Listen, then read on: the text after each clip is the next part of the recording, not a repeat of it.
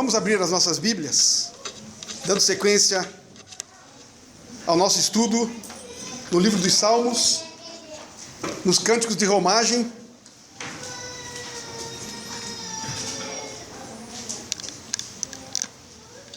Hoje o Salmo de número 130. Então diz-nos assim a palavra do Senhor: das profundezas clamo a ti, Senhor. Escuta, Senhor, a minha voz. Estejam alertas os teus ouvidos às minhas súplicas. Se observares, Senhor, iniquidades, quem, Senhor, subsistirá? Contigo, porém, está o perdão para que te temam. Aguardo o Senhor, a minha alma o aguarda. Eu espero na sua palavra. A minha alma anseia pelo Senhor, mais do que os guardas pelo romper da manhã. Mais do que os guardas pelo romper da manhã. Espere, Israel, no Senhor, pois no Senhor há misericórdia, nele copiosa redenção. É ele quem redime a Israel de todas as suas iniquidades. Vamos orar mais uma vez. Senhor, te bendizemos, Pai, pela tua palavra, que temos nas nossas mãos e temos a liberdade de lê-la, de estudá-la. Pedimos ao Senhor agora também que ilumine o nosso coração e mente, para que possamos compreendê-la então, e assim glorificarmos o teu nome, na maneira como vamos, depois de compreendê-la, praticar esta bendita e santa palavra. Socorre-nos, ó Deus. Esta é a nossa oração em nome de Jesus. Amém. Este salmo, ele nos mostra o próprio salmista subindo alguns degraus. É como que nesta caminhada do povo de Deus, das suas casas, cidades e vilas, rumo a Jerusalém, rumo ao templo para a adoração. É como que se o salmista agora tivesse uma parada, ou numa certa planície, e a partir dali ele subisse mais alguns degraus. E ele mesmo, então, reconhece a sua extrema e profunda miséria, a sua necessidade de Deus. E ele clama, e ele literalmente grita do mais profundo abismo aonde ele se encontra. E ele clama então por misericórdia. Misericórdia para este infeliz e desventurado pecador. É interessante que ele compõe este salmo. E este salmo então é uma declaração aberta da sua situação. E ele então compõe este salmo. E este salmo agora então ele é cantado pela nação. A nação que caminha para Jerusalém toma para si. A intenção, portanto, do salmista, inspirado pelo Espírito Santo de Deus, é que ele, não apenas ele, reconheça o seu próprio pecado, a sua situação, o abismo em que ele se encontra, mas que isso seja também visto, sentido, observado, reconhecido pelo próprio povo, por toda a nação. Nos versos 1 e 2, então, nesse primeiro degrau, dentro dos degraus, que são os salmos de romagem, neste primeiro degrau, especificamente, o salmista revela um intenso e profundo desejo. E então ele suplica abertamente. Ele clama: escuta-me, Senhor. E ele confessa. Nos versos 3 e 4, o segundo degrau, ele confessa e reconhece de onde é que vem o perdão de Deus. Ele se derrama em confissão, em arrependimento e fé. E ele faz então, portanto, uma declaração pública diante de Deus. No terceiro degrau, os versos 5 e 6, ele se mostra tanto paciente na palavra do Senhor, ele espera a resposta do Senhor, ele espera a manifestação do Senhor, tanto quanto ele anseia pelo socorro de Deus, como se ele não pudesse mais aguentar a espera pela libertação, pelo socorro, pelo perdão. É uma espera confiante pela resposta do próprio Deus. E no último degrau, os versos 7 e 8, a certeza que o salmista tem é tão grande na salvação de Deus, que ele proclama a toda a nação que, como pecadores que são, não apenas ele, mas todos, que somente há misericórdia, perdão e redenção no Senhor. Pois é somente Ele, o Senhor, que redime e os salva da morte. Podemos ver esses degraus, podemos ver essa subida. O salmista está no abismo, no mais profundo poço, lamaçal, perdido. E aí então ele vai subindo, degrau a degrau. Ele confessa, ele se arrepende, ele espera no Senhor e ele reconhece que o perdão vem do próprio Senhor. Ele é tirado do abismo e colocado nas alturas. Graça de Deus demonstrada neste salmo.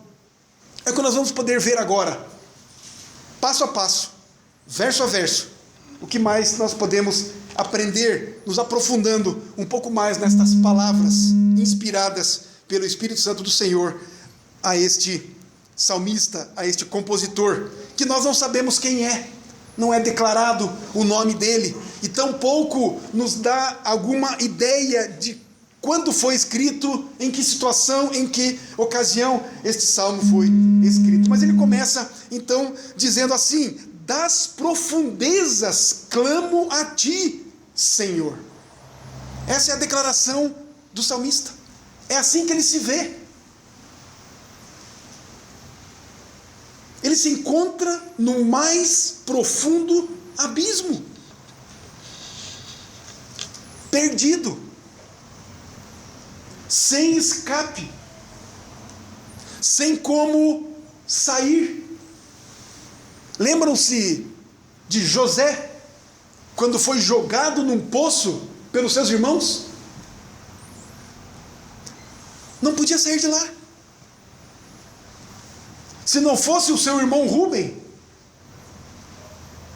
que conversou e convenceu os seus irmãos para que tirassem ele de lá, e José acabou sendo vendido então para os mercadores, e que daí foi então levado para o Egito, conseguimos lembrar da história?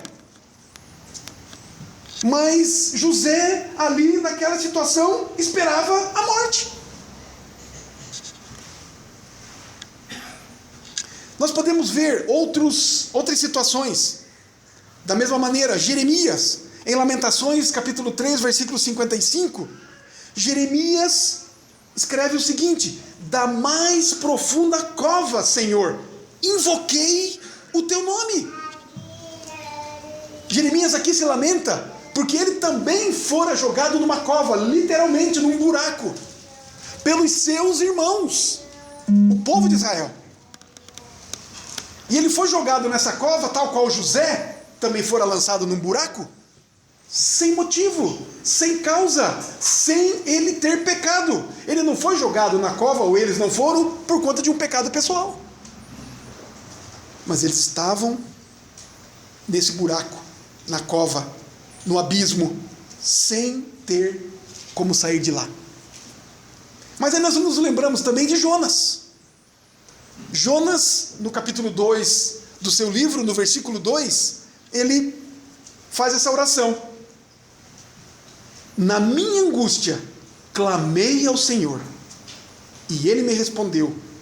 Do ventre do abismo, gritei, e Tu me ouviste a voz.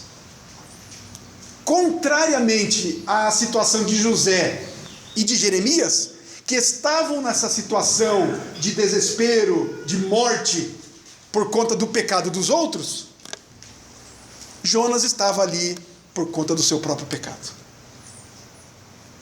Jonas estava nessa situação, dentro da barriga de um peixe, por causa do seu pecado. Sem como se livrar, sem como sair. Como alguém pode sobreviver dentro do estômago de um peixe? Como que alguém pode sobreviver num buraco, numa cova, sem alimento, sem água? Ambos, portanto, tratando mais aqui de Jeremias e de Jonas, ambos estavam presos em privação e sofrimentos extremos. A vida deles em alto risco. Jeremias numa cova, de verdade, e Jonas, da mesma forma, de verdade, no estômago de um peixe. Mas a diferença é exatamente essa. Jeremias na condição de morte não por causa dos seus pecados pessoais, mas por causa dos pecados de Israel, do povo de Deus. Ele estava sofrendo por causa do pecado dos outros, porque ele pregava contra o povo, contra a idolatria do povo, contra o pecado do povo. E o povo se cansou dele, o povo o odiou e o povo o arremessou no buraco. O pecado da idolatria do povo. Jonas estava sofrendo por causa do seu próprio pecado de desobediência. Deus chama o seu profeta, manda ir a Nínive. E Jonas, não. Como é que eu vou pregar o evangelho? Porque eu sei que se eu pregar o evangelho para Nínive, eles vão se converter. E eu não posso pregar o evangelho para esse povo de Nínive. Esse povo é um povo terrível, escarnecedor. Esse é um povo idólatra, esse é um povo que não te ama, que não te segue, que não quer saber do Senhor. Eu não vou pregar o evangelho para esse povo. Eu quero que esse povo morra, se acabe no inferno. Mas Deus mandou ele pregar o evangelho para esse povo. Jonas não reconhecia a sua própria situação. Jonas, como o povo de Israel, era também um povo miserável, morto nos seus delitos e pecados, e Deus o chamou para si. Deus chamou esse povo. Deus resgatou das trevas esse povo. E agora Deus chama Jonas para ir pregar o evangelho para um povo que era igual ao povo de Israel, igual ao povo de Jonas, igual ao próprio Jonas. Mas ele não quis saber. E Jonas então estava sofrendo, estava na barriga de um peixe, por conta do seu próprio pecado, no abismo, esperando a morte. Isso mostra para nós, queridos, esta expressão do salmista aqui no início do seu salmo, dizendo: das profundezas clamo a ti. Isso mostra para nós, queridos, que Deus não suporta o pecado de forma alguma. Um simples pecado que nós podemos até considerar humanamente falando, um simples pecado, Deus não suporta. Assim como Jeremias sofreu por causa do pecado do povo, o próprio povo de Israel sofreu derrota na batalha por causa do pecado de Acã. Lembram-se? Em Josué está escrito isso. O povo de Israel tinha que sair à batalha contra a cidade de Ai. Era um povo pequeno, esse povo de Ai. Era uma guerra fácil. Era uma batalha ganha. Tanto que Josué com os seus conselheiros disseram: vamos enviar aí uns 2.000 homens aí, que é tranquilo, lá eles são pouca gente. É barbada. Mas Deus deu algumas ordens para o povo. Vocês vão lá e vão destruir tudo e não pegam nada. Destroem tudo, queimam tudo, acabam com tudo. Animais, ouro, prata, tudo, queimem tudo. Não quero nada daquele povo. Mas tinha Acã estava no meio deles. E Acã foi e tomou e roubou e descumpriu a vontade de Deus. Isto antes desta batalha. Quando eles foram lutar contra Ai, eles perderam a batalha, eles saíram corridos de lá. Aquele povo que parecia barbada derrotou os israelitas. Morreram soldados israelitas. E aí entraram em conselho Josué com os líderes do povo. O que aconteceu? Consultaram a Deus, e Deus falou: há pecado no meio do povo. E aí Deus, enfim, foi mostrando para Josué: chama a tribo tal, era a tribo de Judá. Dentro da tribo, chama os anciãos da tribo, colocaram-se à frente. E aí dentro dos anciãos chama um clã. E dentro daquele clã chama Acã. E dentro de Acã veio a família de Acã. E aí Josué pergunta no meio de todo o povo: o que foi que você fez, Acã? Relata-nos. E Acã disse: eu cobicei, eu desobedeci. E eu peguei capa, peguei prata, peguei ouro e enterrei lá na minha tenda. Os soldados de Josué, ordenados por ele, vão lá na tenda de Acã. E foram lá, e encontraram, e trouxeram para o meio do arraial, para o meio do povo, para junto, diante de todo o povo, Josué, os líderes, todo o povo ao redor, Acã. E Josué manda chamar toda a família. Se coloca ali toda a família de Acã, todos os bens de Acã, todos os animais de Acã. E Deus simplesmente extermina, manda que eles sejam apedrejados e queimados à vista de todo o povo. Deus não tolera o pecado.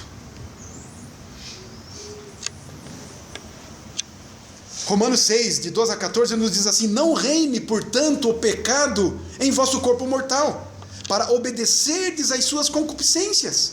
Nem tampouco apresenteis os vossos membros ao pecado como instrumentos de iniquidade, mas apresentai-vos a Deus como redivivos dentre os mortos, e os vossos membros a Deus como instrumentos de justiça.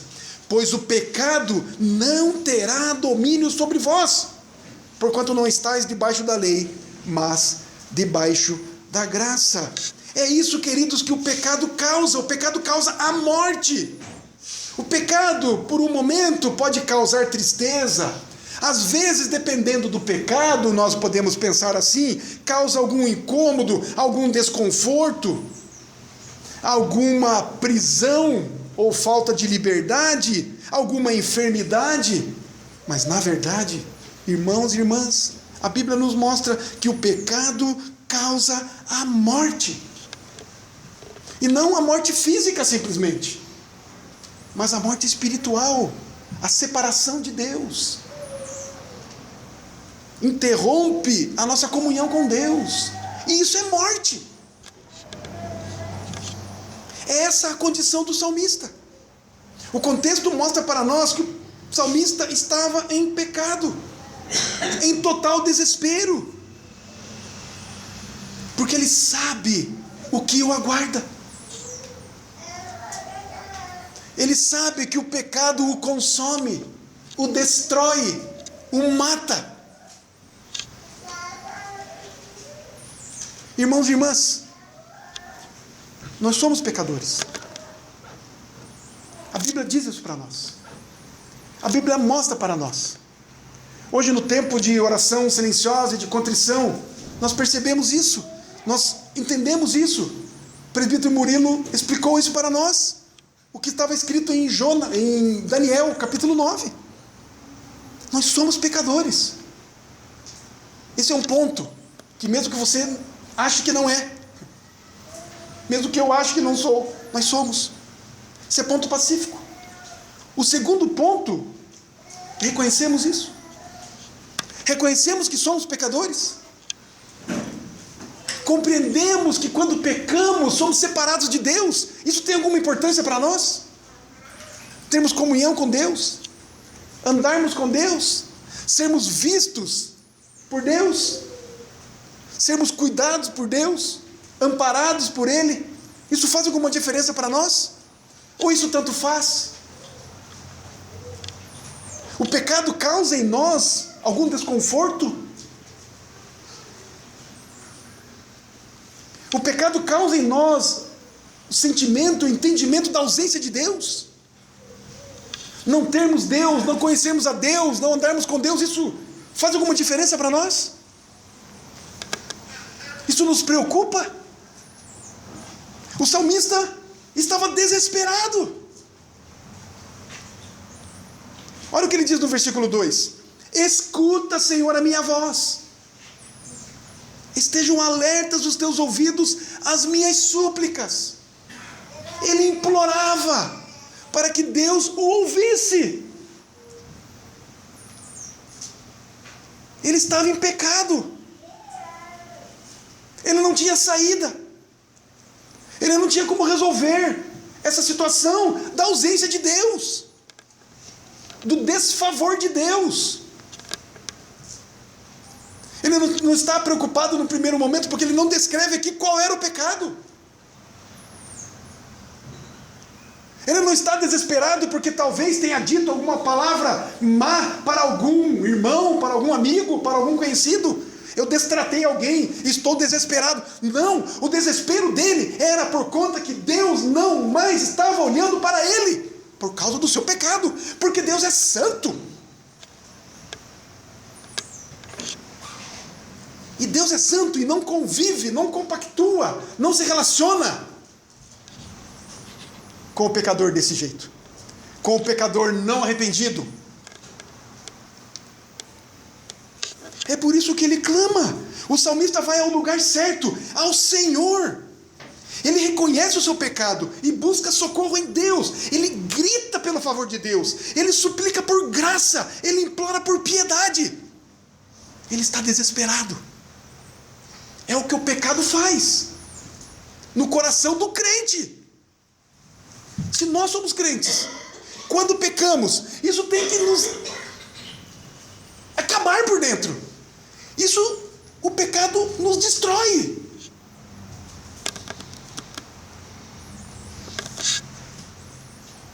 Nada mais e nada menos do que isso o salmista faz. Ele pede que Deus ouça a sua voz.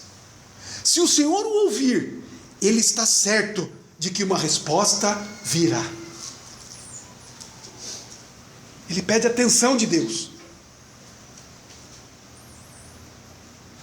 Ele clama para que Deus o ouça.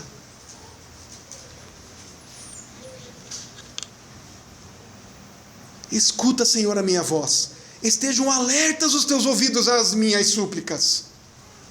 O salmista se expressa audivelmente. Ele fala, ele grita, ele compõe, ele canta até mesmo. Mas poderia ser em silêncio também.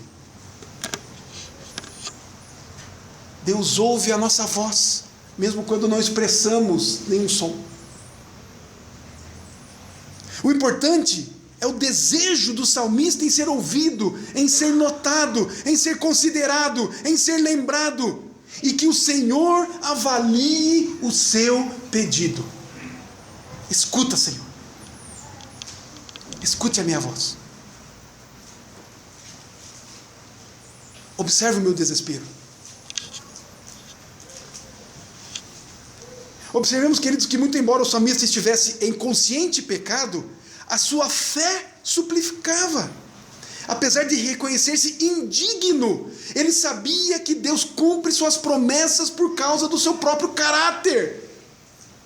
O caráter de Deus, e não por causa das suas criaturas, que constantemente erram o alvo do amor e obediência a Ele. Isso é muito comum. Nós nos reconhecemos tão indignos por conta do nosso pecado, qualquer que seja ele. Às vezes não é qualquer que seja ele, não é? Às vezes eu só me sinto indigno se o pecado é muito grave. Se é um pecadinho, não me sinto tão indigno assim. Mas enfim, o pecado nos traz indignidade de fato. Aí nos sentimos tão indignos que não temos coragem de nos voltarmos para Deus. Ah, Deus não vai ouvir mesmo? Sou tão indigno. Deus é digno, santo, puro, perfeito. E eu, um pecador miserável, impuro, sou indigno de ser ouvido, atendido por Deus. Mas não é por conta do nosso sentimento que Deus age ou deixa de agir, que Deus ouve ou não, que Deus atende ou não. É por causa do caráter dele. Não é por causa da nossa indignidade. Porque se de fato fosse, de fato, não seríamos ouvidos. Portanto, nem sequer também atendidos. Mas é por causa do caráter de Deus. Portanto, não deixemos que as consequências dos nossos pecados, e uma das consequências é nos vermos indignos, nos paralisem e nos impeçam de recorrermos a Deus. Seja por medo de Deus, seja por indignidade, ou por qualquer outro fato, qualquer outro motivo. Porque a palavra de Deus nos diz assim em 1 João 1,9. Eu creio que todos sabem, decore esta palavra. 1 João 1,9. Se confessarmos os nossos pecados, Ele é fiel e justo para nos perdoar os pecados e nos purificar de toda a injustiça. Ele é fiel. Se confessarmos os nossos pecados. Não é se confessarmos alguns pecados, ou se confessarmos de vez em quando. Ele é fiel sempre. Ele sempre ouve. Essa era a certeza do salmista. Ele grita, ele clama, ele implora, ele vai até o Senhor, porque ele sabe que o Senhor ouve o seu servo.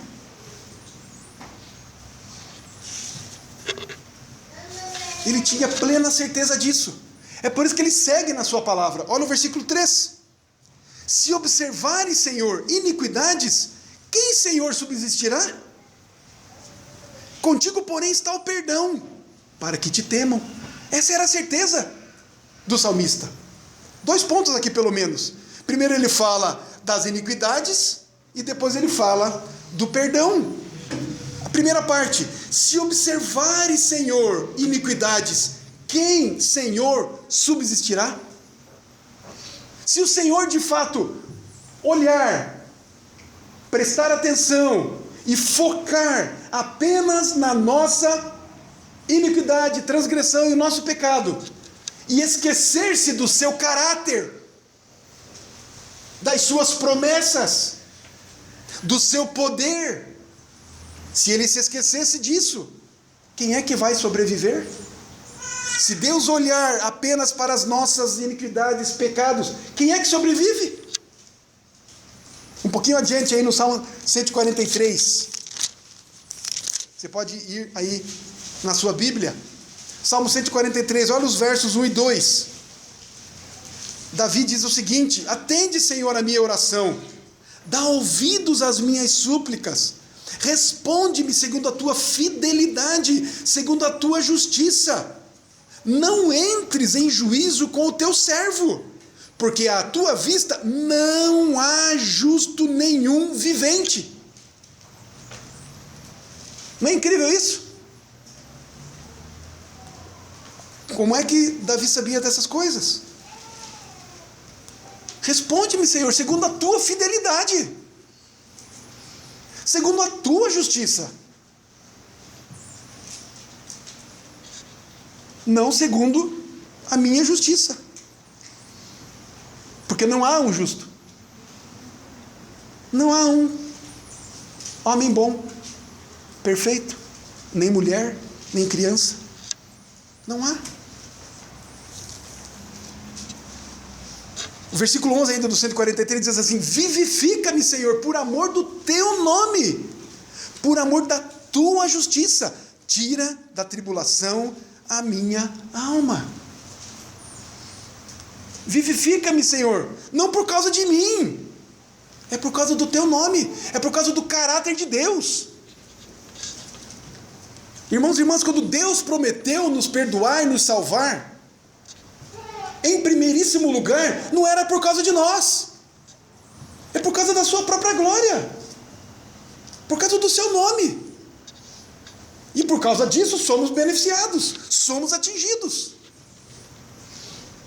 É sempre, em primeiro lugar, por causa da glória de Deus, do nome de Deus. O foco, sempre, temos lembrado o que a Bíblia diz, é sempre Deus.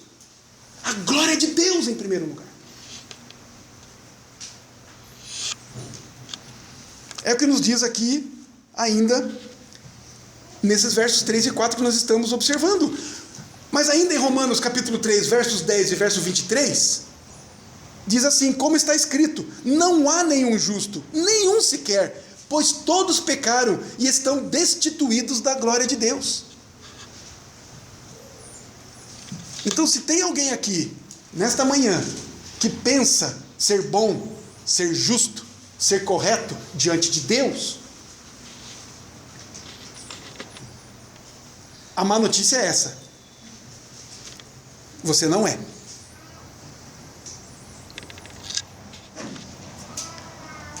A pergunta do salmista ainda no verso 3: quem, quem, Senhor, vai subsistir? O profeta Naum. Já ouviram falar do profeta Naum? Está na Bíblia. O livro do profeta Naum está entre Miqueias e Abacuque. Pode abrir lá. Capítulo 1, verso 6. Eu sei que em alguns segundos vocês vão abrir em Naum. Está entre Miqueias e Abacuque. Ok? Quem é que vai subsistir? Quem é que vai sobreviver? Se o Senhor de fato observar, como pergunta o salmista, se observares, Senhor, iniquidades, quem, Senhor, subsistirá? Naum, capítulo 1, verso 6 diz assim: quem pode suportar a sua indignação? Como dissemos antes, como lembramos antes, Deus não suporta o pecado. Quem pode suportar a sua indignação? E quem subsistirá diante do furor da sua ira? A sua cólera se derrama como fogo, e as rochas são por ele demolidas. Olha só. Qual é o contexto dessa palavra de Naum? Essa é uma descrição que o profeta está fazendo do que Deus faria com a cidade de Nínive. Nós lembramos há pouco que Jonas pregou para Nínive. E se nós lermos lá Jonas, nós vamos saber que toda a cidade foi salva. Mais de 120 mil pessoas na cidade de Nínive, pela pregação de Jonas, foi salva. Mas a palavra aqui de Naum, ela veio aproximadamente um século depois dessa conversão total da cidade. Mas o que aconteceu com a cidade 100 anos depois? Com as próximas gerações?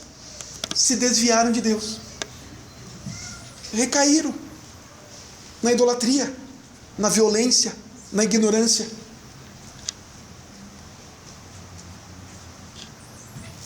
Aí Deus então profere, através do profeta Naum, esta palavra contra Nínive.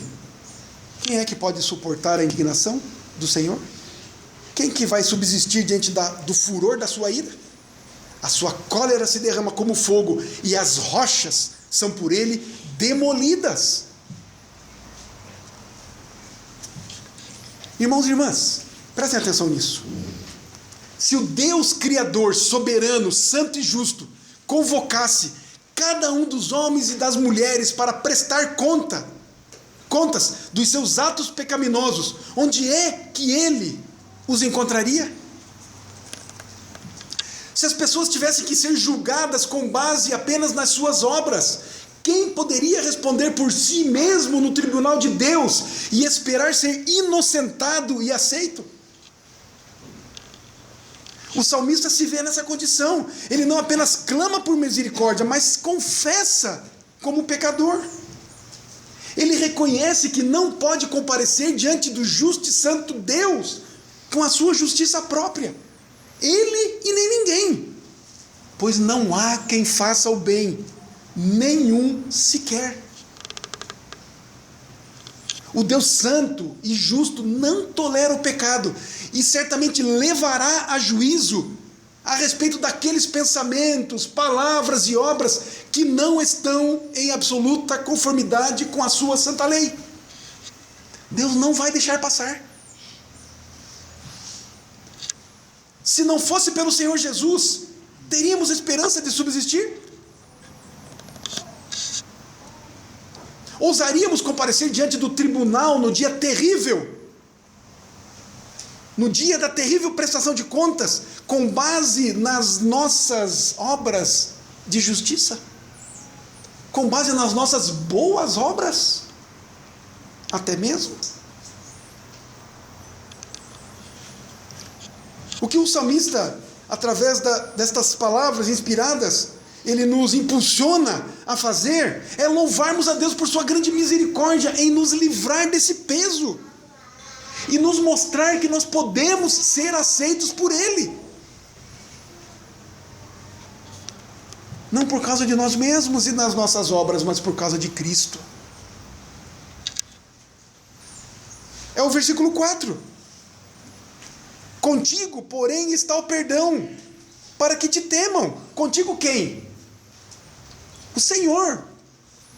Porque é uma resposta ao verso 3. A pergunta que foi feita. O perdão está em Deus. O perdão não está em nós. Queridos, existe muito isso nos nossos dias.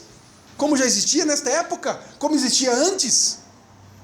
Pessoas fazendo coisas para receberem o favor de Deus. Para aplacarem a ira de Deus.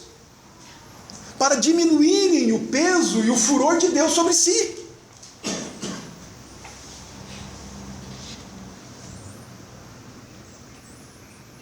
Hoje nós vimos na escola bíblica, quando estudamos sobre o sacrifício. Cristo, o sacerdote. Cristo se oferecendo como sacrifício. E vimos como as outras religiões, as antigas e até as de hoje, oferecendo coisas. Oferecendo coisas físicas, frutas, animais, coisas, bens, como também fazendo obras. Não é raro nós ouvirmos até mesmo cristãos, e pasmem, cristãos presbiterianos, dizendo assim: a minha filha era tão boa, Deus deve ter aceito ela no céu, ela deve estar no céu hoje, porque ela foi muito boa.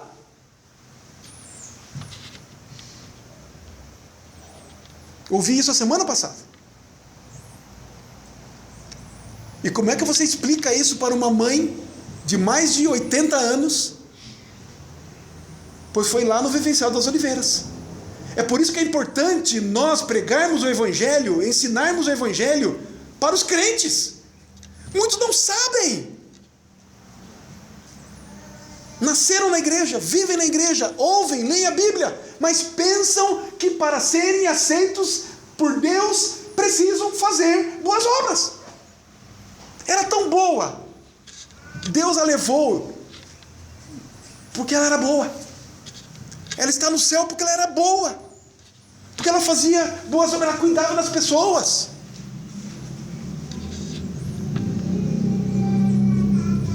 Nós não fazemos boas obras para alcançarmos o céu. Nós fazemos porque já ganhamos o céu. Já estamos lá. É incrível como nós precisamos repetir isso. A reforma foi há 500 anos. Lutero lutou contra isso. A justificação pela fé e não pelas obras. Parece tão claro. Mas parece que no íntimo de muitos ainda, e como disse, cristãos presbiterianos, que temos na história da igreja presbiteriana a Bíblia como única e suficiente regra de fé e prática. Um crente presbiteriano é aquele que anda com a Bíblia, ama a Bíblia, lê a Bíblia, compreende a Bíblia. E eu escuto uma coisa dessas. Não pode ser assim. Não dá para ser assim. Não podemos admitir uma coisa como essa. O salmista diz isso. Contigo, porém, está o perdão. O perdão é de Deus. Eu não sou perdoado na medida em que vou fazendo boas obras. Quanto mais eu fizer, mais perdão eu ganho, mais perdão eu tenho, mais bênçãos eu ganho, mais no céu eu estou. Isso não existe. Não é troca. Não é moeda de troca. Não é o que eu faço que me dá o céu, mas é o que Cristo fez. É graça, não custa nada. Contigo, porém, está o perdão. Contigo, porém, bendito, mas. O perdão é gratuito, pleno e soberano. Está nas mãos de Deus, o Rei e Senhor. Não está na nossa mão. É prerrogativa dele, exclusiva. E ele se alegra em fazer isso.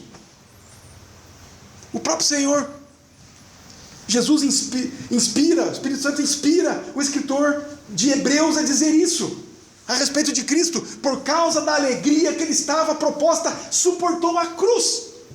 Ele fez isso com alegria.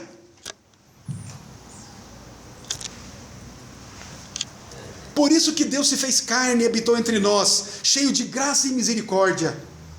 Porque Ele se fez sacrifício por nós, Ele tem toda a autoridade e autonomia para conceder perdão a todos que forem até Ele confessando os seus pecados. Indignos somos todos, digno é o Cordeiro. Mas tem mais, nesse verso 4, ele diz o seguinte: contigo, porém, está o perdão, para quê? Por que é que nós somos perdoados? Para nós vivermos leves e soltos? Para sermos tirados do buraco, do abismo e andarmos livremente e fazermos o que quisermos? Onde abundou o pecado, superabundou a graça. Então vamos pecar à vontade, porque daí a graça vai ser maior.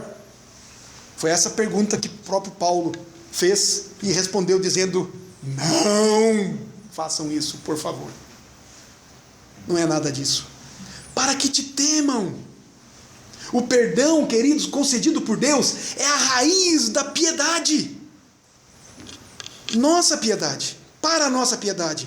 Ninguém tem verdadeira piedade sem ter recebido o perdão perfeito e pleno de Cristo. O perdão vai produzir em nós mais temor a Deus. É para que te temam. Vai produzir em nós mais gratidão, mais reverência por Deus, do que o terror, que a punição que Deus anuncia por causa do pecado. O perdão é para nós temermos mais a Deus, nos voltarmos mais para Ele, amarmos mais a Ele, glorificarmos mais a Ele, olharmos mais para Ele, para a sua santidade, e olharmos a nossa condição: eu quero ser como Ele, quero ser mais santo, mais puro. O terror da punição de Deus por causa dos pecados endurece o coração do pecador ainda mais, e o impede de que ele tema a Deus. É por isso que a palavra de Deus vai nos dizer que um abismo chama outro abismo. Quanto mais eu peco, mais eu desejo pecar, mais fundo eu estou. O fundo do poço nunca chega ao fim, nunca é fundo o suficiente.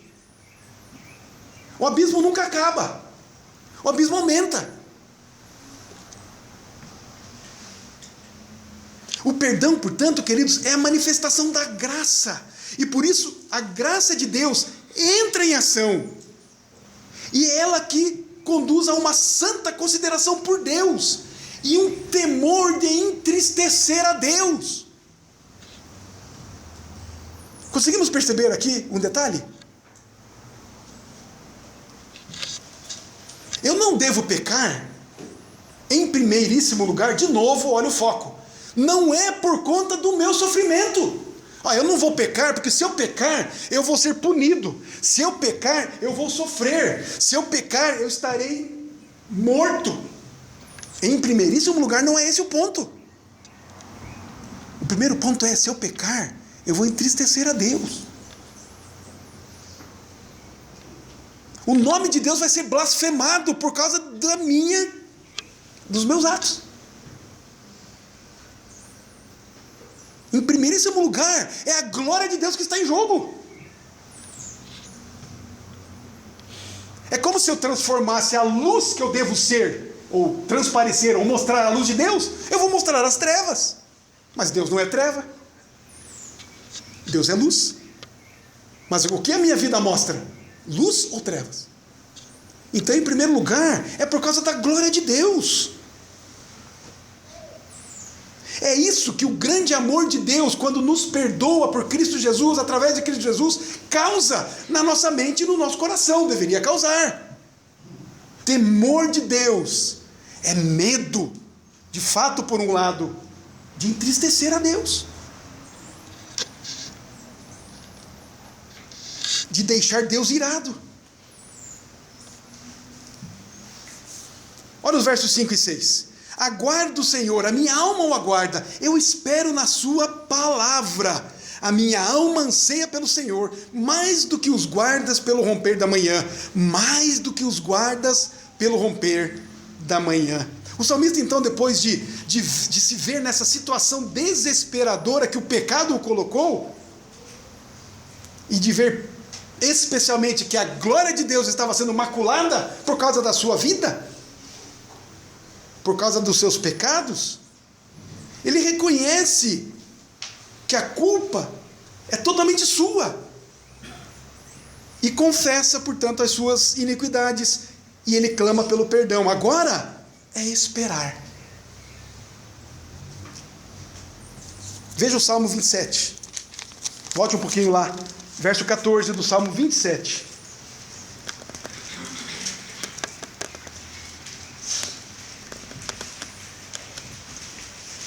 Espera pelo Senhor, tem bom ânimo, e fortifique-se o teu coração. Espera, pois, pelo Senhor. Mas não é uma espera qualquer e em qualquer lugar, de qualquer maneira. Aguardo o Senhor, a minha alma o espera. É um sentimento profundo do salmista. Mas ele diz: eu espero na sua palavra. A espera é em Deus, na palavra de Deus, naquilo que Deus falou, registrou, nas promessas de Deus, que não pode falhar, que Deus vela pela sua palavra para a cumprir. Olha o Salmo 119, volta um pouquinho ali, no verso 81, Salmo 119, verso 81.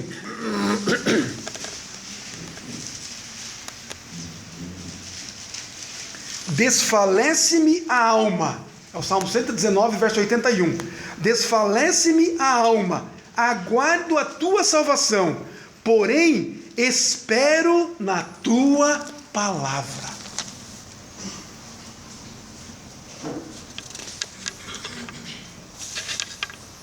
Queridos, é a palavra de Deus que nos regenera no poder do Espírito Santo do Senhor. É a palavra de Deus que nos vivifica. É a palavra que esclarece-nos. É a palavra que restaura a nossa alma. É a palavra que santifica. É a palavra que dá sabedoria, instrui, exorta. É a palavra que produz fé, esperança e obediência. É a palavra do nosso Deus que limpa o coração, que purifica os nossos caminhos, que nos admoesta, que nos consola. É a palavra do Senhor que alegra o nosso coração e muito mais. E a palavra é o próprio Cristo, o Verbo vivo, o Verbo de Deus, o Deus que se fez carne. É a palavra viva, na prática. O verbo é a palavra em ação, é a palavra que age, é o próprio Cristo. Essa é a espera do salmista, é na palavra, é em Deus, é em Cristo. Essa espera, queridos, testa a nossa fé. Essa espera exercita a nossa paciência. Essa espera é um jeito de Deus nos ensinar. Ele treina a nossa submissão.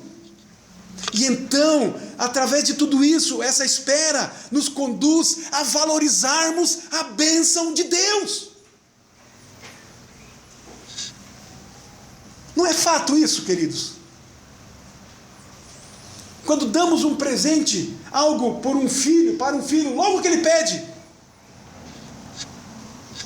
e ganha. Pede e ganha. E aí quanto mais ele pede, mais ele ganha, mais ele pede. E aí visitamos casas com crianças, que você vai no quarto das crianças, não tem lugar mais para nada. É presente para tudo quanto é lado. Brinquedo de tudo quanto é tipo, de tudo largado. Não dá valor. Tem um monte. Ganha um monte. Não espera nada. Pediu, ganhou. Uma ilustração fraquinha, mas que dá para... Eu creio que a gente pode compreender. Por que esperar? Por que o salmista espera? Porque ensina o Senhor a esperarmos. Pois é edificante para nós. nos faz aprender a esperar e a valorizar a graça do Senhor. Quando Ele atende a nossa oração, quando Ele vem ao nosso encontro, aprendemos. O Salmo 40, verso 1. Eu acho esse salmo simplesmente espetacular. A palavra de Deus toda é espetacular, mas esse me chama também muito a atenção. Salmo 40, apenas o verso 1. Depois você pode ler o resto, ou o todo dele, né? Esperei confiantemente pelo Senhor, e Ele se inclinou para mim, e me ouviu quando clamei por socorro. Na nossa tradução, está aqui, são duas palavras, não é? Esperei confiantemente. Mas no original, no hebraico, é como se estivesse dizendo, é a mesma palavra. É a repetição. É como se fosse traduzir para o português, então, esperei esperando, ou confiei confiando. É uma ênfase. Eu espero com confiança mesmo. Porque eu sei que vai acontecer. O Senhor vai me atender, vai me acudir, vai me ouvir. E Ele se inclinou, porque a resposta vem logo depois, não é mesmo? Esperei confiantemente pelo Senhor, e Ele se inclinou. Aconteceu. Deus respondeu. Deus veio ao encontro do salmista. O salmista, portanto, entende que deve esperar. Para concluir, queridos, os versos 7 e 8. Agora, não apenas ele espera, mas ele agora impulsiona, indica o mesmo caminho para a nação, para o povo, para os demais como ele. Espere, Israel, no Senhor, pois no Senhor há misericórdia, nele copiosa redenção. É Ele quem redime a Israel de todas as suas iniquidades. Agora não é só para ele, agora é para o povo. O Senhor é o Deus de misericórdia. Deus é o soberano e misericordioso Senhor. Ele tem misericórdia de quem quer, quando quer e no tempo que quiser. E é Ele quem disciplina a todos quantos ama. Deus irá redimir o seu povo das suas muitas e grandes tribulações. É Deus quem perdoa pecados. E na verdade, queridos, a redenção já aconteceu. Nós já somos redimidos. Nós já somos salvos.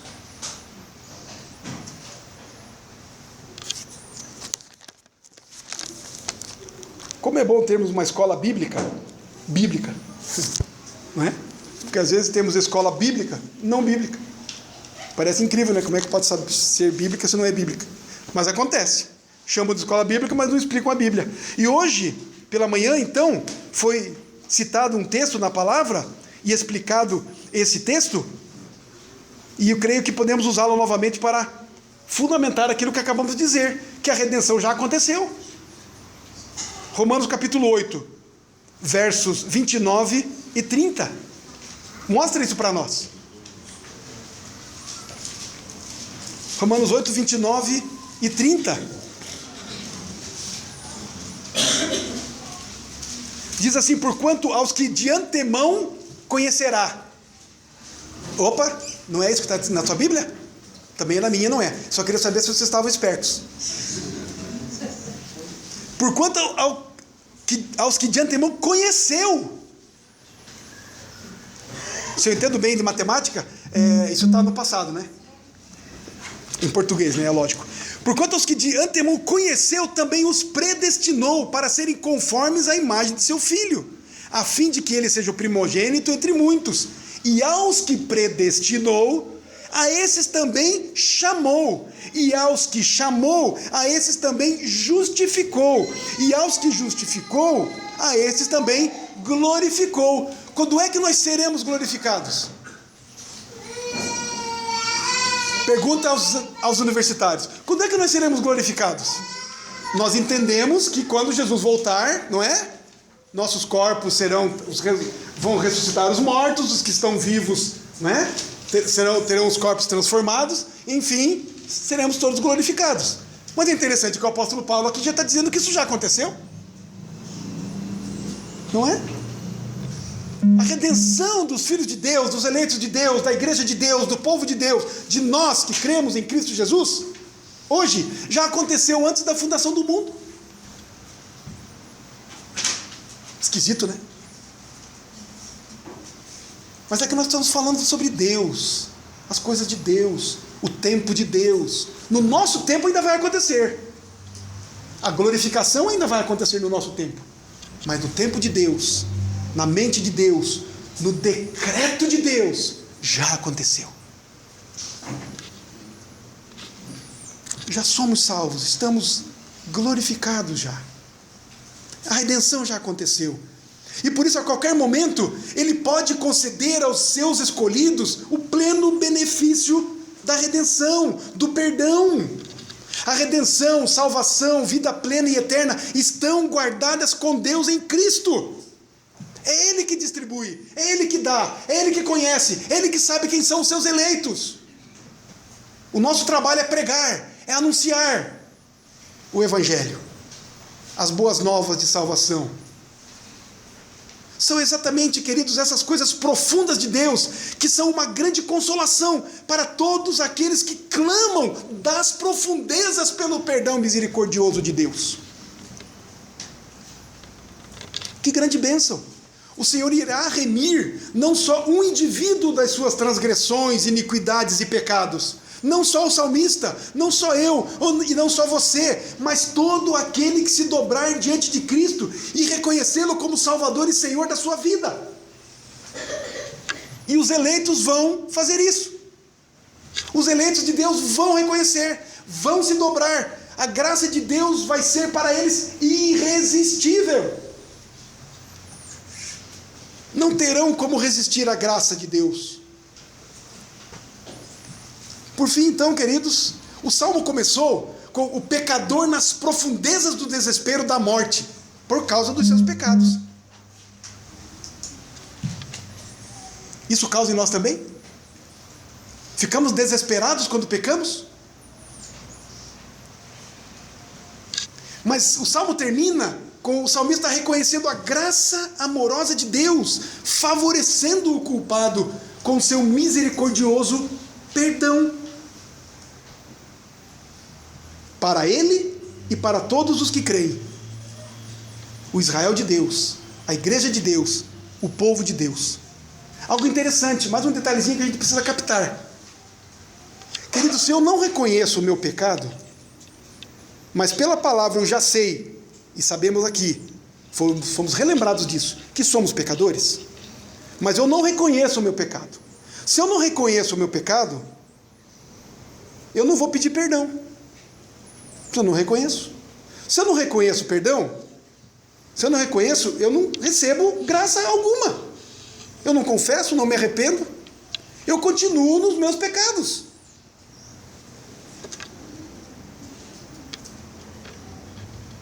Isso é terrível. Continuo nas profundezas do desespero.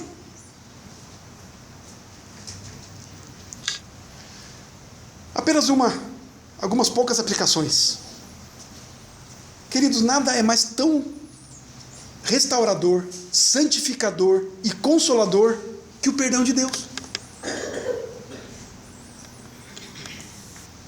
O perdão de Deus demonstra a sua compaixão, a sua graça, a sua misericórdia, a sua bondade, a sua tolerância, a sua benignidade, a sua justiça, a sua fidelidade e tantas outras coisas. O perdão está nas mãos de Deus, não na nossa. Eu não recebo perdão porque faço boas obras. Eu recebo perdão por causa da graça de Deus.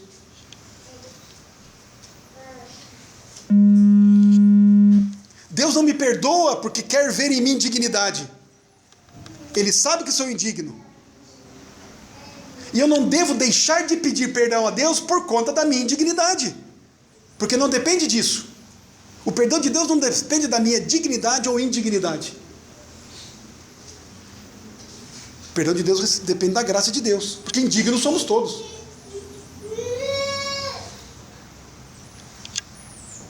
isso que é pecado não participar da ceia. O crente tem que participar da ceia. Eu não posso participar porque eu pequei, eu estou em pecado, eu sou indigno. Então ninguém pode participar. Confesse o pecado. O Senhor está pronto a perdoar. Deixe o pecado. Participe da ceia, é bênção, é alimento para nossa alma, é graça. É um meio de graça.